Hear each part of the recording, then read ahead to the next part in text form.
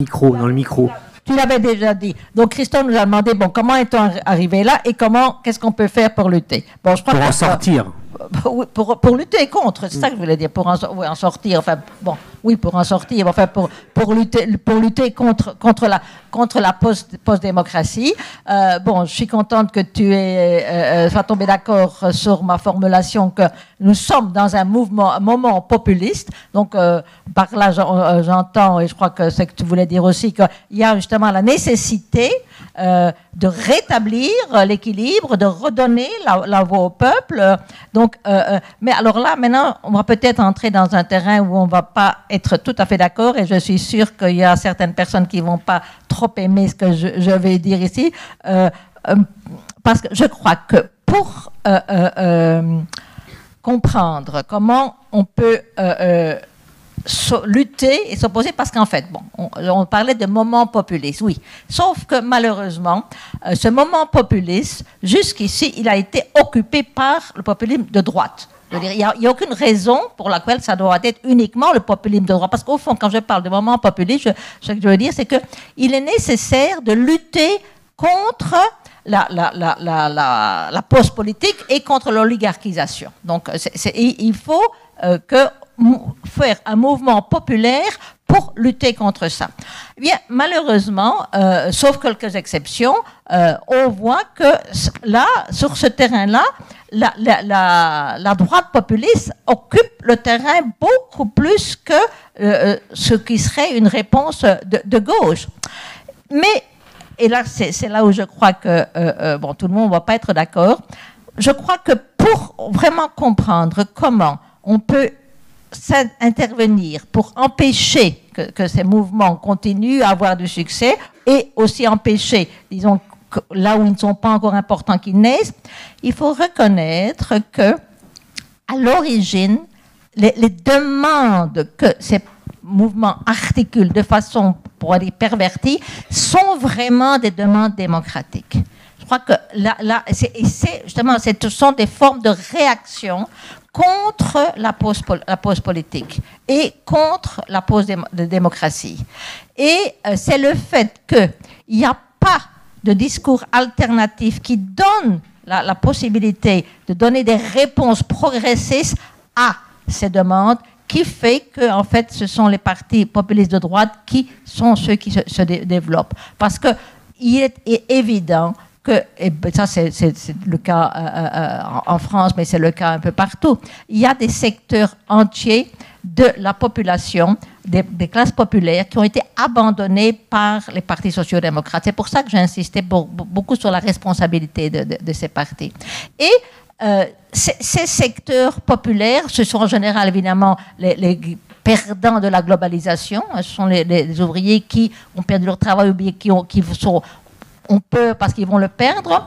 Et tous ceux qui finalement ne correspondent pas à cette idée de globalisation heureuse, ceux qui se trouvent de la globalisation, et dans la mesure où évidemment les partis sociaux-démocrates, qui sont en fait ceux qui devraient justement s'intéresser et fournir un discours à ces classes populaires, ne veulent pas en entendre parler parce que ça met en question leur idée qu'il n'y a pas d'alternative à la globalisation néolibérale.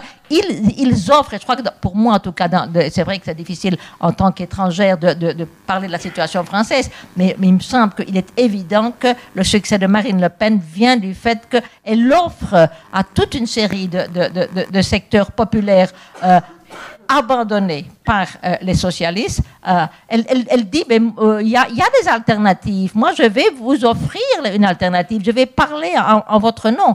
Donc, et elle articule évidemment la réponse qu'elle donne, c'est-à-dire, et là tu faisais référence à ça d'une certaine façon, c'est-à-dire elle ethnicise les problèmes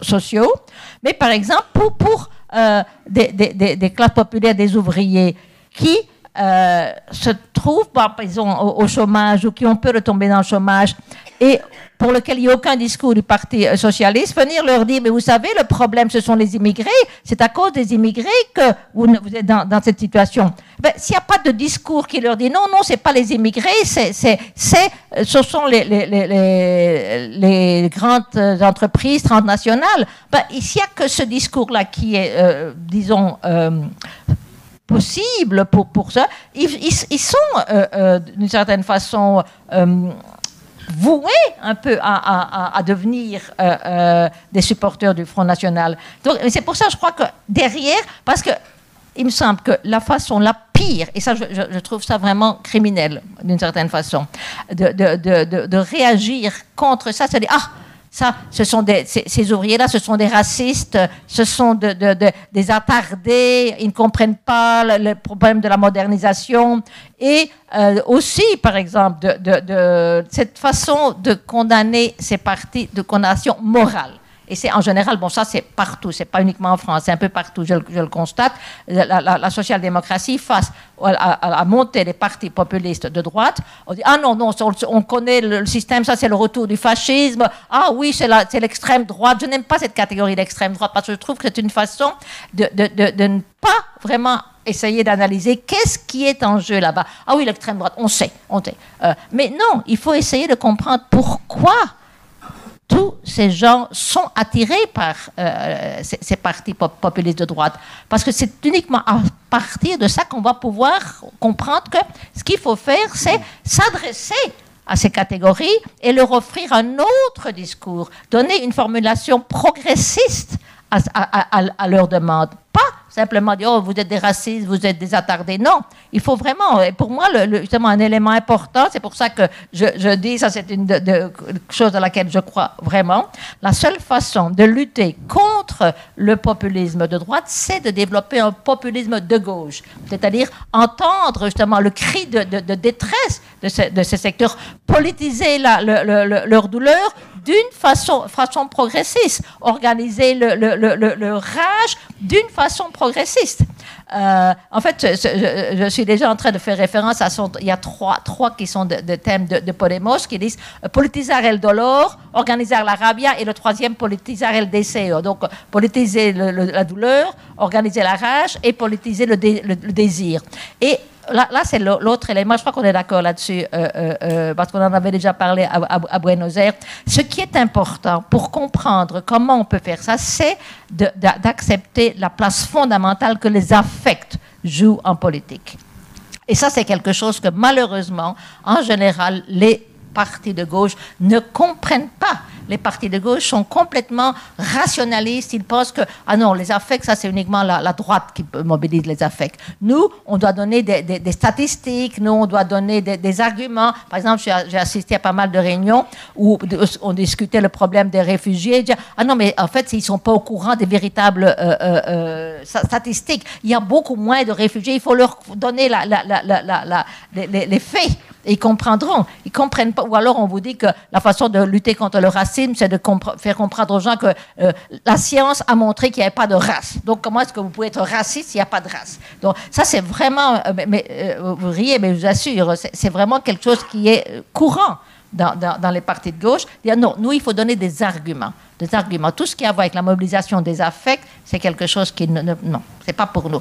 Bon, alors bien entendu, on laisse tout ce champ au parti populiste de droite, parce qu'eux savent très bien comment mobiliser les affects. Et ils savent très bien construire un peu, parce qu'au fond, la construction d'un nous, c'est ça à voir principalement avec la cristallisation d'affects communs. C'est pas quelque chose qui se fait. On ne construit pas un nous sur la base de faire donner des statistiques. On construit un nous par ce que j'appelle la mobilisation des passions. Et les passions, c'est exactement ce que j'entends par des affects communs. Quelque chose qui pousse les gens, qui conduit les gens à se reconnaître, à créer une identité collective.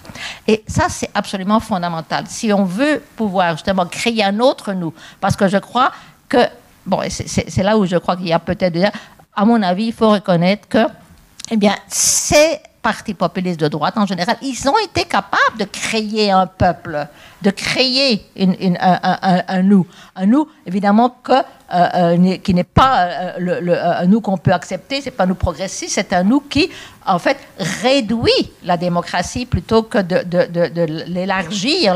Là, c'est une grande différence, par exemple, je crois, entre le populisme de droite et le populisme de gauche. C'est justement de montrer que il faut défendre, rétablir la démocratie, mais pour l'élargir, pour l'approfondir, pas pour la diminuer. Et une des différences fondamentales, je crois que ça a aussi à voir avec la question de l'égalité. Parce que, par exemple, comme je le disais, les deux éléments fondamentaux, à mon avis, de l'idéal démocratique, c'est égalité et souveraineté populaire. Bon, moi, je crois que l'élément de rétablissement de souveraineté populaire, on le trouve dans les partis populistes de droite. Et c'est ça qui fait leur succès. Parce qu'ils donnent aux gens l'impression qu'ils leur donnent la possibilité de s'exprimer. Mais ce qui manque, c'est l'élément d'égalité. Là, ce ne sont pas du tout c'est au contraire. Plutôt, on va rétablir la souveraineté, mais uniquement pour les nationaux. Donc là, il y a un enjeu, je crois, important pour penser le populisme de gauche. Il faut rétablir, donner aux gens la possibilité, justement, d'avoir des choix, de voir qu'il y a des alternatives. Donc, l'élément de souveraineté populaire, mais aussi, évidemment, toujours en fonction de défense de l'idée de l'égalité. Et j'insiste et je termine là-dessus parce que pour moi c'est quelque chose d'absolument essentiel. Tout ça ne peut se faire qu'à travers de la mobilisation des passions. Il faut justement mobiliser toutes ces passions vers des issues progressistes, vers par exemple des valeurs comme la justice sociale, comme l'égalité. En fait, ce sont parce que ces passions, elles sont malléables, elles peuvent être orientées d'une façon qui va justement conduire à restreindre la démocratie, mais elles peuvent aussi être mobilisées pour une extension de la démocratie. Et pour moi, la tâche fondamentale d'un populisme de gauche, c'est précisément de mobiliser, de créer un autre peuple, un peuple qui ne va pas avoir comme eux les immigrés, mais va avoir comme eux, comme adversaires, les grandes forces de la globalisation néolibérale. Et ça, c'est pourquoi je crois que le moment populiste, il a besoin justement qu'il y ait la possibilité de donner une autre réponse à ce qui est ce besoin d'avoir une voix que l'on trouve de plus en plus dans nos sociétés.